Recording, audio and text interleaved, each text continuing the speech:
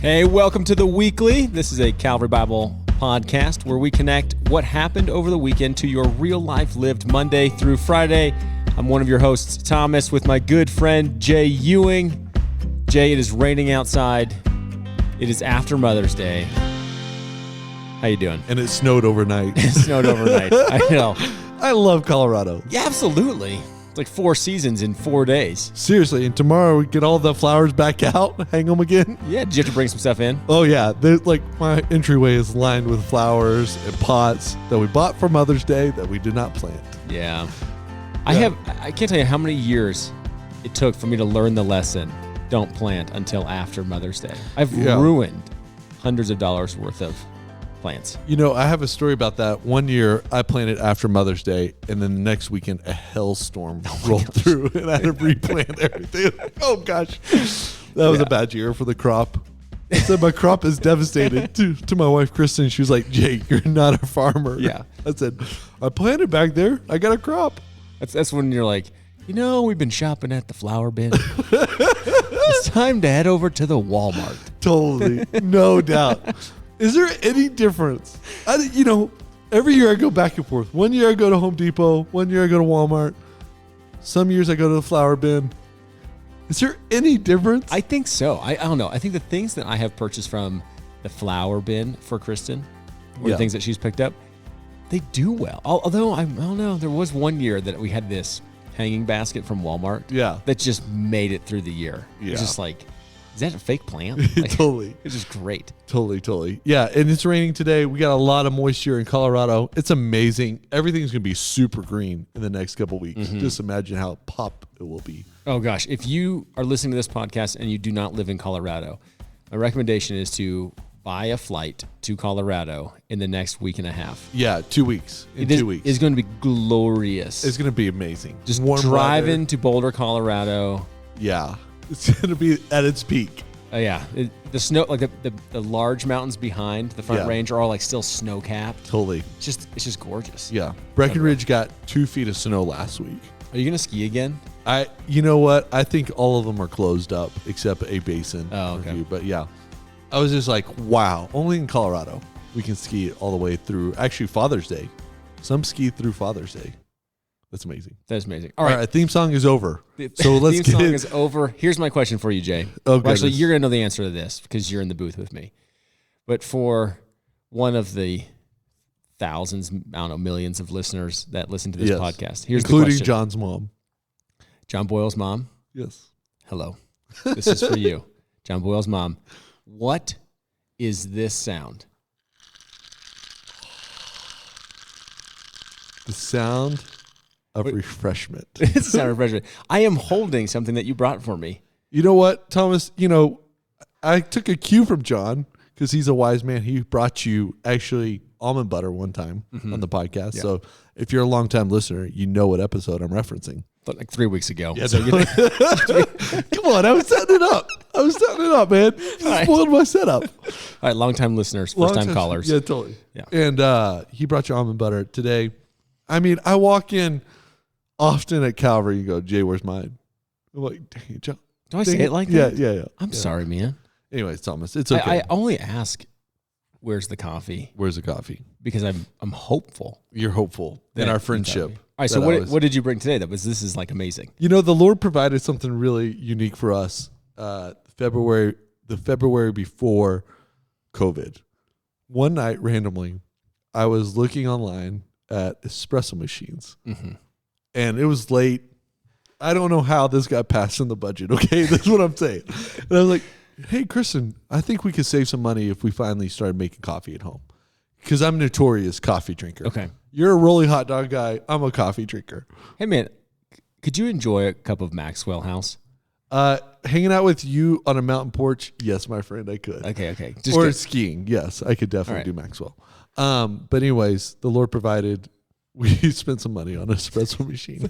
The Lord provided because you took money out of your bank account. Yeah, and went to the store. It was the lifesaver in COVID because often enough I drink a lot of coffee. Mm-hmm. Everyone knows that about me. So today I made you from the espresso machine a honey almond ice latte. Yeah. And this is my summertime drink. So after May 1st, I stopped drinking hot milk type coffee drinks, hot lattes. Oh. So it's like ice from here on out until about, September. You know, when I look out this window here, Jay, and I see a balmy 37 degrees. The bomb of, yes, iced coffee is what you're thinking, right?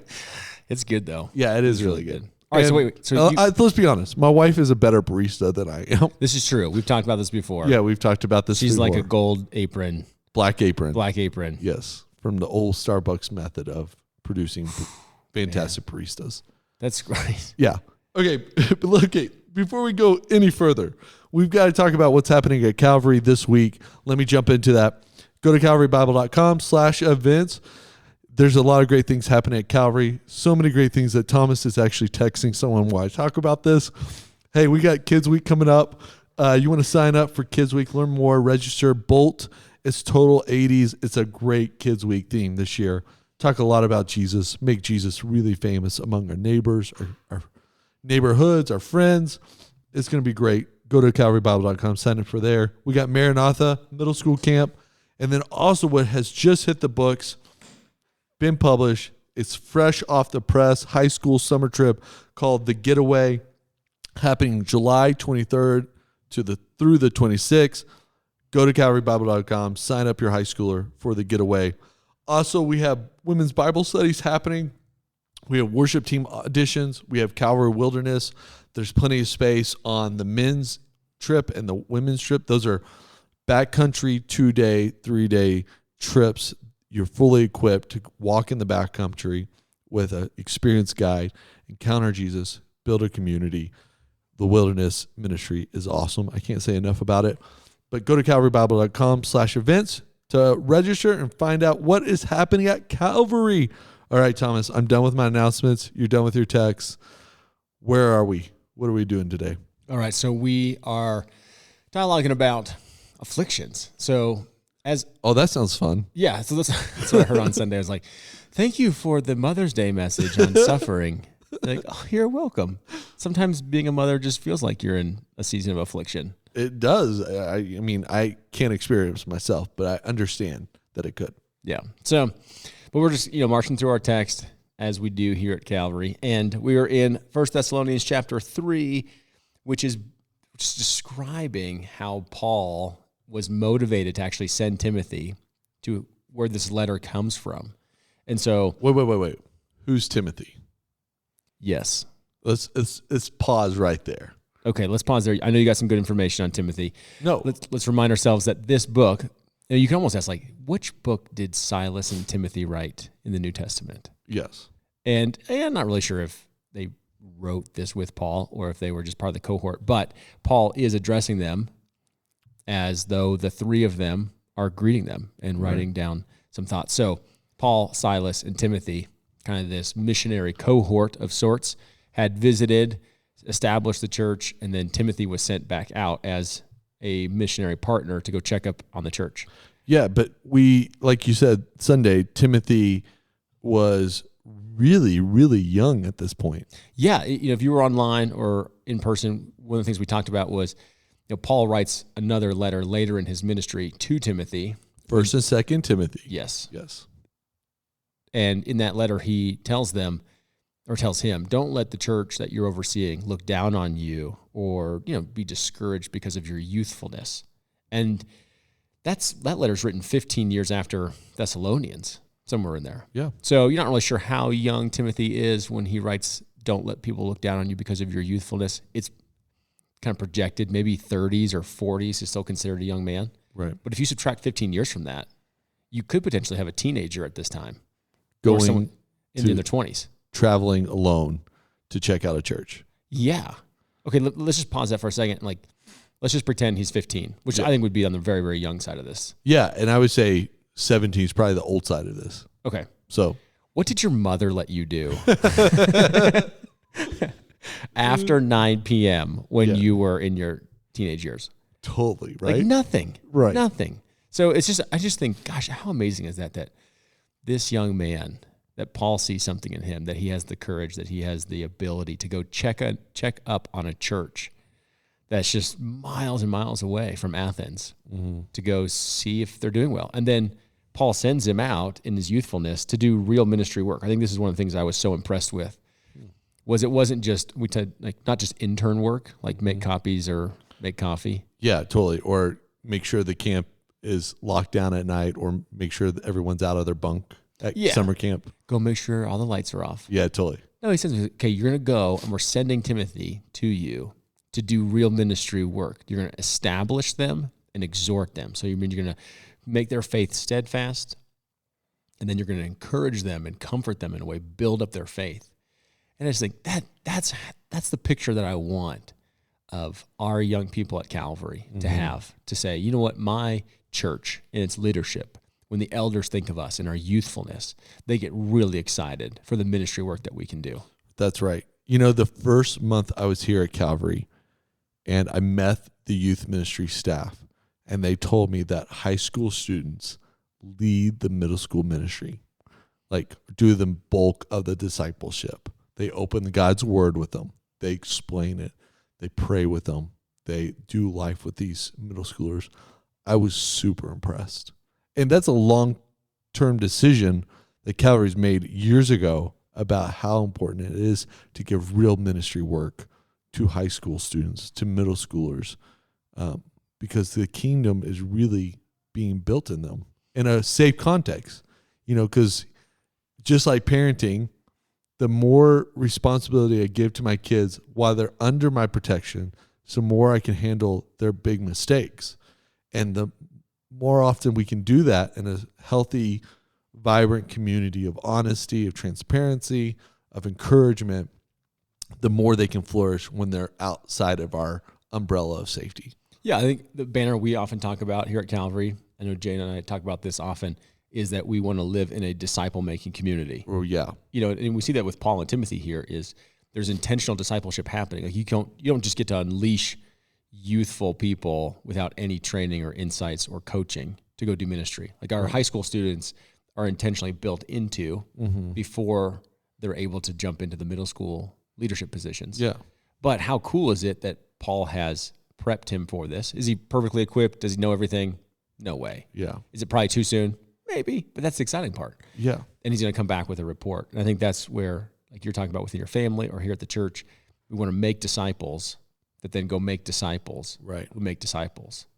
And eventually those disciples are empowered leaders to go make more disciples. Right. Because of Paul's investment in Timothy at such a young age, when we catch up with them in 1st and 2nd Timothy, Timothy has a lot of responsibility in a crazy situation in Ephesus and taking on probably one of the central churches throughout the region and navigating the cultural context in which he finds himself in. And it's just sort of amazing that you're like, that doesn't happen by happenstance. That was Paul's intentionality with Timothy, the Lord working through Paul to make a disciple who's going to make disciples, who eventually is going to oversee, be a leader of a really important, influential church someday down the road. And the other thing that's interesting is that Paul, even though he's kind of in charge of Timothy at this point, he's not the one that initiated faith in Timothy. Yeah, that's very true. And that's a really interesting story as well. You know, we're blessed with Timothy because we have so much extracurricular material on him, because we have Acts, we have 1st, 2nd Thessalonians, we have 1st, 2nd Timothy. We have these epistles that we see this name come up over and over again. So we have these materials that we can actually unpack, discover who Timothy is. So how do you know that? Well, we get to see that Timothy's faith was actually started by his grandmother, Lois, and his mother, Eunice. This is mentioned in 2 Timothy 1:5, where Paul's talking about Timothy. Hey, listen, you have sincere faith that lived in your grandmother, that was in your mother, that was in you, and now you're going to continue to build on that. And even, Paul himself is coming alongside of something that has already begun in him through a disciple-making family. Yeah. And if I were to give if I was going to give a Mother's Day message and say, hey, we're just going to really target, what does it look like for the faithful mothers in the room? This would be a great place to go, wouldn't it? To talk about generational faith from grandmothers to mothers to the son that has transformed the landscape of the church because of their prayers and their faithfulness and the way that they modeled this for Timothy. Yeah, totally. It just reminds me of my own story. Like, I was prayed into the kingdom by my grandmother. I guarantee it. Like, Jesus, she was so relentless with Jesus over my lifetime that he finally saved me. You know what I mean? That's just what mothers and grandmothers do. They bring about faith in their kids. Yeah, there's a gentleman that comes to Calvary. He actually attends the Thornton campus now. His name's James, and one time James showed me his mother's Bible. He said, hey, just take a look at this. Maybe you'd be interested in some of the notes that she has in it. And so I opened it up and actually had it for some time and just looked through her Bible. And she must have read that 30 times. I don't know. I mean, just like looking at dates of notes from cover to cover, Genesis to Revelation. Like, there wasn't a single passage that was untouched. Every, that it was paper thin, right? As far as like, her turning the pages faithfully. And so I was talking to James about it, and he said, there are so many notes in here of your mother, of like dating, of God's faithfulness, of what God was calling her to, challenging her to, prayers about her family. This is such a cool example of your mother's faith. Yeah. And he was just mentioning how she would just often be found reading the Bible. Like, she'd be up early, and they had a small house, I believe he was telling me, and there would just be like the light under the door, maybe in the closet or even in the bathroom on, and there would just be his mom reading the scriptures, knowing the scriptures, being shaped by it, and then leading out of that and just instilling that faith in him. It's like, gosh, now that is a grandmother. That is a mother. That's just fantastic. That is fantastic. And mothers have such an influential role in faith with our kids that we love moms here at Calvary. We want to equip them. We want to support them. That's why women's ministry is so strong. It's because they need to be poured into. They need to be discipled. They need to be encouraged and equipped, because their disciple making is some of the most essential for faith as we reproduce our faith in others. All right, so that was one thing I was struck by just in this text of, here's Paul releasing Timothy. And I just think, okay, so he's releasing Timothy when he could no longer bear it. So he was just waiting to know, how is this church doing? And there's no communication back and forth, no quick text, no email. And so he has to send Timothy to get a report. And just think of the way he's described himself as a nursing mother, as an exhorting father. You think about those characteristics of caring for this community. Mm-hmm. And the restlessness of, the curfew was at 10 o'clock. There's no child back yet. It's 10:15, 11 o'clock. Are they doing okay? And just your concern and worry for your children, I think, only amplified what Paul is thinking for these people in the midst of their hardship and affliction. And then he releases Timothy to go check on them. And I just think, okay, who in our sphere have we not seen around the church in a year? Yeah, that's a good question. That maybe like they should be top of mind. Like, could we call them? Could we send them a text, check in on them?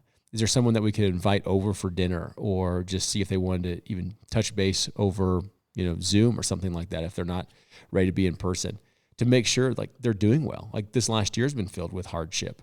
And could we have the same heart that Paul has for this church, for fellow Christians, brothers and sisters, to check in on them and say, how's your faith doing? Could I establish you? Could I exhort you? Could I encourage you and comfort you? Could I share my faith with you? What I've seen God do in this last year to help build up your faith. So one of the questions I would ask people is, how could you be a Timothy to people? Yeah. Like, with that heart of Paul, how could you be the one who's sent into someone's life right now to check in on somebody who was a part of your life group that you haven't seen around for a while, who was a part of your home group that you haven't seen in a little while, and just check in on them and see how they're doing? Yeah, someone you may have prayed for or with for a few seasons, and now you've forgotten to, or you don't know where they're at. Yeah, totally. It's out of the text, man. This is why I love these texts, is because these are real people, real stories. Lives are lived through these pages, and it's a beautiful thing. So that's one thing. That's like, who could you go be a Timothy to check in on? And then you have your own stories of God's faithfulness in your life. And so, this section was broken into two parts, where Paul sends Timothy to the church to encourage them and comfort them. And then the church sends him back to Timothy with a report of their faith that encourages and comforts Paul. And I just think, okay, are there things that you've seen God do in your home group and life group? I've heard those stories. It's great to get an email, but have you shared them with others? Have you shared them with family members or friends, and just saying, hey, I want to encourage you what God has done? And so almost as a Timothy coming back to Paul, could you be someone that shares the faithfulness of God, sharing those good reports of faith, what your church has been up to, as we've cared for the community, schools, local issues, doing stuff with health, provisions, and to say, hey, God is alive and well, and God is on the move, and this is how we've seen him. And be a Timothy back to Paul and build into somebody's faith. Yeah, that's a really great question. So what about, let's take this to your life, okay? So for those who are listening, Thomas is stepping into sabbatical season this summer, starting after Monday, this next Monday. So let me ask you this question based upon those reflections. What have you been encouraged by within the local church this last year, just as on a pastoral level, your real life lived faith, the things you've seen God do at Calvary? What are some of the things you're taking into sabbatical that you've seen God do? There's a lot. I mean, I've seen God bring people that I never thought would come to faith, and in ways to faith I never thought were possible. Using Calvary Online, using neighbors, using family members, stories of people just walking into a home group that had a Calvary at Home sign in their front lawn. Just like, hey, I see that there might be a church meeting here. Can I join you? Baptisms that have happened. Just there's so many levels of encouragement. I think the overarching piece is seeing God do what I didn't think was possible in the midst of hardship with different personalities. And you can sum that up with like this unity piece. I'm just, more and more as I think about it, I just think unity is so hard. It's just hard. It's hard to stay unified with one other person. Anyone who's married, it's like, man, we got to get on the same page, stay on the same page. Yeah. How do we get off the same page? It's hard to stay unified with even just one person. If you work on a team or you play on a team or you're part of an organization or a group of people, you know how hard it is to stay united. And usually what unites us is our same personalities or our outlook or our preferences, so commonalities. And I think it truly is a work of God to bring people together in his son's body. It's like, okay, you're the bride of Christ, and you have so many different backgrounds. You're so diverse, and you have so many different preferences. You have different comfortabilities. You look at the world differently. You have different political bents, things that like energize you. How do you stay together? Right. And watching how God has allowed Calvary to stay together is just an act of God. And just to watch how people have humbly loved each other and served each other, even when it wasn't their preferred method. I just think, oh man, that is the Lord's grace that I'm seeing displayed in that group. Yeah. Is that someone says to me, Thomas, I don't agree with this decision, but I'm with you. Mm-hmm. And I just think that just takes the work of God. And to see as people have regathered and saying, we've been with you this whole time online, or we look at the list of who's been in home groups or how they've gathered, to say that is God's hand on Calvary. Yeah. Unmistakable. That's great. So as you step off into the summer and sabbatical, you're stepping off in health, which is a great thing. I'm super thankful for that. What are you expecting when you pick back up to Calvary, Lord willing? We never know these days. Lord willing, in August, when you get back into town, what are you expecting the Lord to have done while you've been away on your sabbatical? Yeah, I think continue to build into the community of believers. I love our eldership, the leadership of this church that provides gifts like this to teaching pastors, because a high value at Calvary is not to burn people out, but to have them minister from a place of health. Right. And so as part of the regular rhythm to provide spaces for rest and respite, development on a sabbatical, it's just so encouraging that someone's thinking about my health for me. So it's just so amazing. And then to think about, okay, I just occupy one seat on the team. Right. I'm not the seat. I'm just a seat on the team. This team is amazing. We're filled with those who are full-time staff, part-time staff, volunteers, that minister to the body, that we believe that every member is a minister.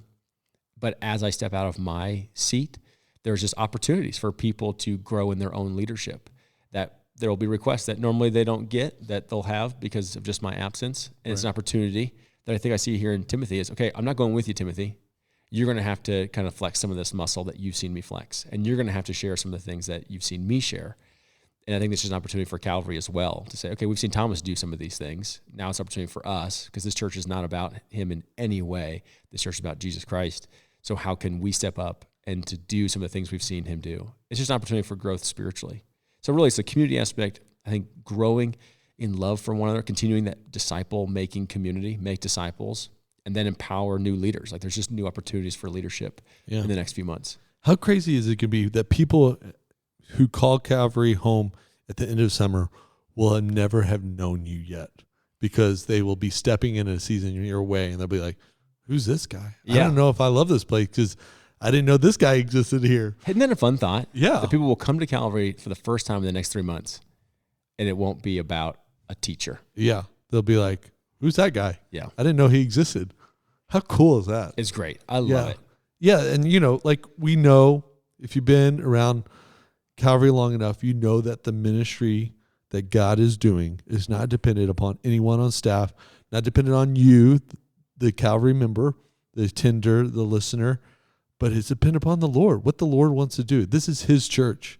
And I see that in this weekend's text, right? Yeah. So Paul sends Timothy, he doesn't have to go himself.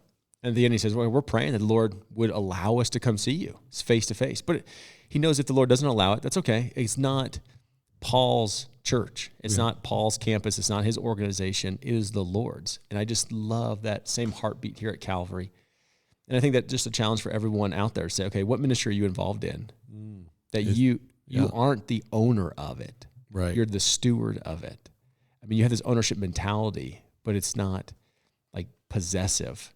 It's okay to release it to the Lord. That's totally true. Wonderful, man. Well, we're going to miss you this summer. I'm going to miss you personally, just getting to hang out with you week to week, doing the weekly, doing ministry, doing life with each other. I hope that you have a great summer, my friend. I hope you feel rested, blessed, loved, cared for. Hope you're safe. And I can't wait to hear what the Lord did through you and your family as you step away for this season. We're expecting the Lord to meet us in some really kind ways and reveal himself. That's great. Hey, Calvary, if you're tuning in and you know that Thomas is away this summer, one of the biggest requests we have that Thomas has for you is to be praying for him, praying for Kristen and him, his family. May he be rejuvenated. May he feel blessed. May he meet with the Lord. Those are all the great things to be praying for at Calvary. Also, we have a great summer ahead of us here at Calvary. The Lord's still on the move. Got plenty of opportunities for you to jump in. Go to calvarybible.com to learn all the ways you can get connected here at Calvary. Let me end you with this today from our text this last week, 1 Thessalonians 3:12. And may the Lord make you increase and abound in love for one another and for all, as we do for you, so that he may establish your hearts blameless in holiness before our God and Father at the coming of our Lord Jesus with all his saints. Calvary, this is our prayer for you, that you would be established, your hearts would be blameless in holiness before our God, our Father, and that our hearts would be tuned to the coming of the Lord, which we can't wait. How cool is it if the Lord came back before you came off sabbatical? There is nothing that's happening this afternoon that the Lord's return cannot interrupt. That is right, my friends. Hey, Calvary, we love you. Thanks for tuning in. Look forward to being on the weekly next week. We have a new host jumping in with me, Zach Thompson, Thornton campus pastor. Can't wait for you to get to meet him, to hear him all through the summer with me. And guess what, Thomas? We're out. Enjoy your coffee. Colorado's about to be beautiful again. Amen.